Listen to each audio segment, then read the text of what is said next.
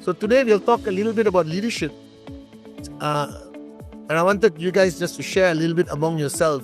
What does it mean to you in the context of maybe our business or life itself? What does leadership mean to you? I think no-brainer. A leader is someone who will take ownership. Always will not wait for the instructions what to do. They will see the situation and decide how to. They always react with, like thinking ahead of the others and taking ownership, basically. I think leadership is something. It's heavy. It's high responsibility, because the guy you're going to lead or the team you're leading, they look up to you. So it's actually a lot of weight on your shoulder, and you have to be top of your game. So it's not as simple that anyone just call this is my leader. That the guy can be like a month old, be my leader. I mean, you just be a leader like that. Everyone tends to do this. Yeah. This term, natural-born leaders. No, there doesn't exist anything like that.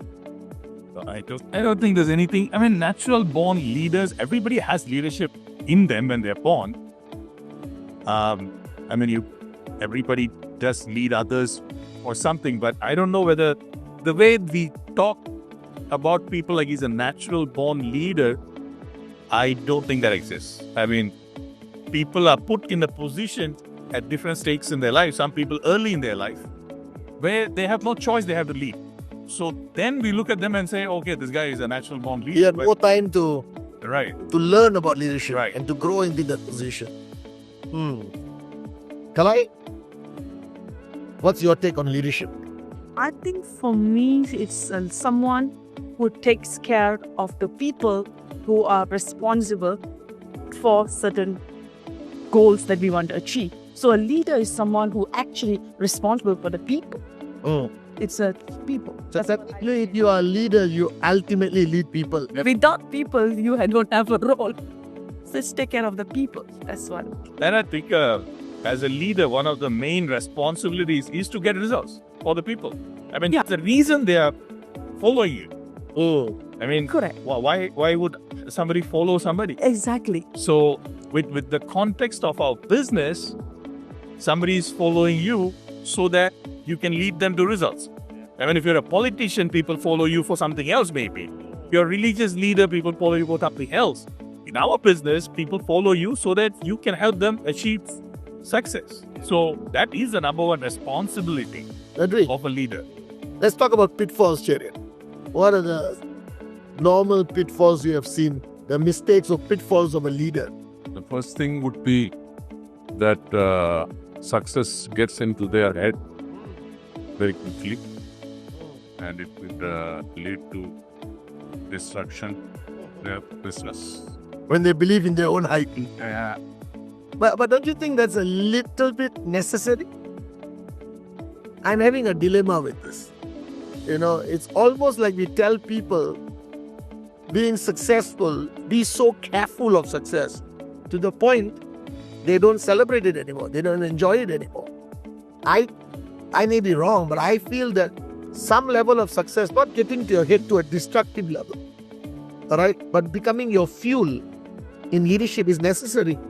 I think it's also like the attitude behind it. Like if I feel like my success, I did it myself, as opposed to celebrating it like, I mean, we all did it together. Us, yeah. I think there's a fundamental difference there in the way, somebody carries themselves and celebrates the success. So that could be. But what could we do? The success getting to the head, I think it's a natural occurrence. Right. We all celebrated our max outs. We all celebrated our successes throughout the years, even up to recently. Whatever we achieve, we still celebrate. What would you say to stop it getting to the head to a destructive level? Chief, the challenge with our business is that it is people-centric. Our business cannot be built without we building other people. And obviously, when you contribute to people's success, they in turn edify you. a level where sometimes it gets into your head. And to get a balance there, the most important thing is to understand that my success is not because of me alone, but it is because of the contribution of many thousands of people in the network. So I guess what saying more to what he said doesn't go to their head. All right. I mean, he need a teacher as well, a mentor as well. But that's important to balance it. So like Dato Sri plays a role in many new playing role to us. You see? So because otherwise I will go off track. So I guess having a mentor, having a teacher is very important. Chief, I think that is external, yes, but also to understand it's not a destination, it's a milestone. So if one sees it as a milestone, then there's another milestone to arrive at. You grow. Yes, grow with a milestone. But if it's a destination, then it becomes that is my ultimate, like I've arrived somewhere. But it is a milestone. What is the next milestone? And yes, with combination with somebody to guide us through the milestone, then it helps. Because when I'm at this milestone, I have people who are at different milestone. So focusing on their milestone is also something that keeps me grounded, actually. And and also when you focus on other people's growth, you naturally grow.